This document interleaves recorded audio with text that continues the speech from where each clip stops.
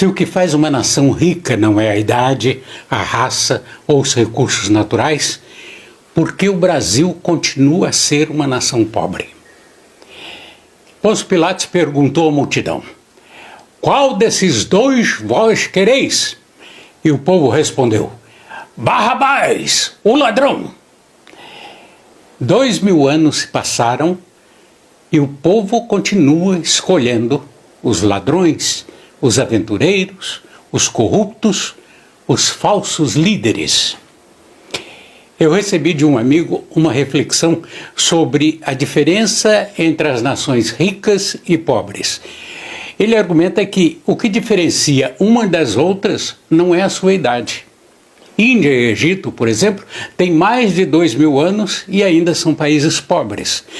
Já o Canadá, a Austrália, a Nova Zelândia, que há 150 anos eram insignificantes do ponto de vista econômico, hoje são países desenvolvidos e ricos. Frisa também que essa diferença não depende dos recursos naturais disponíveis, visto que o Japão, com um território limitado, com 80% de montanhas, é a segunda economia mundial. A Suíça, com um pequeno território e sem plantar cacau, é o melhor produtor de chocolates do mundo, além de fabricar os melhores produtos leiteiros. Fatores raciais ou de cor, segundo ele, também não têm importância. Qual é a diferença? Pergunta. A diferença é a atitude das pessoas moldadas pela educação e cultura. Quando se analisa o comportamento das pessoas dos países ricos, se observa o respeito aos seguintes princípios de vida: ética, integridade, responsabilidade, respeito pelas leis e aos direitos dos outros, amor ao trabalho, esforço para poupar e investir, produtividade, pontualidade e orgulho de cumprir com seu dever. Em países pobres, uma pequena minoria segue esses princípios básicos em sua vida. Estamos neste estado socioeconômico precário porque queremos levar vantagem sobre tudo e todos e também porque sempre raciocinamos assim: não é problema meu.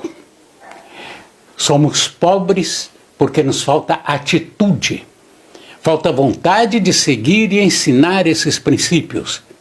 E ele encerra a reflexão dizendo que deveríamos ler mais e agir mais. Só então seremos capazes de mudar nosso estado precário. Há 2000 anos, Públio Marco Scaevola, eleito cônsul na República Romana em 175 a.C., disse o seguinte: assisto com isenção de ânimo à decadência constante da minha pátria. Quando uma nação se torna corrupta e cínica, preferindo o governo dos homens e não o governo da lei, aí é que começa a sua destruição. O homem nunca aprende com a história das nações que pereceram no passado. Segue o mesmo caminho em direção à morte. É de sua natureza, que é inerentemente má. Vamos pensar nos representantes do povo. Quem recebe os votos do povo? O homem virtuoso ou o homem mau, que é extravagante em suas promessas? Invariavelmente, o homem mau. Nem importa que o mal cumpra ou não cumpra as suas promessas. O povo não liga e nem tampouco se preocupa em lembrar-se delas. Basta saber que ele é mau e que os representa. As multidões estão mais à vontade num clima maligno do que num clima de bondade, que os constrange e decompõe, pois é contra a sua natureza.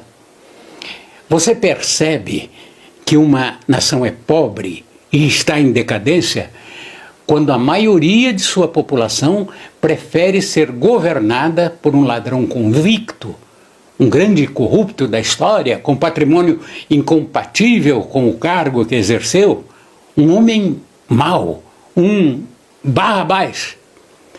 Você percebe que uma nação é medíocre quando sua população, que se diz contra toda forma de corrupção, vota em candidatos já denunciados e que se perpetuam no poder. Você percebe que uma nação é corrupta quando membros da mais alta corte de justiça preferem o governo dos homens e não o governo das leis. Quando, sob o seu ponto de vista, os corruptos legalmente condenados merecem perdão.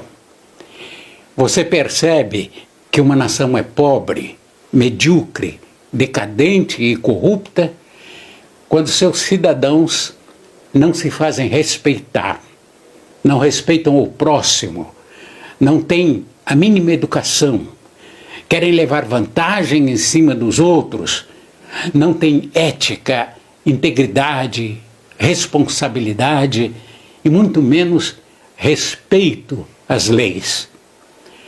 São esses cidadãos ignorantes e medíocres que fazem a diferença entre uma nação pobre ou rica.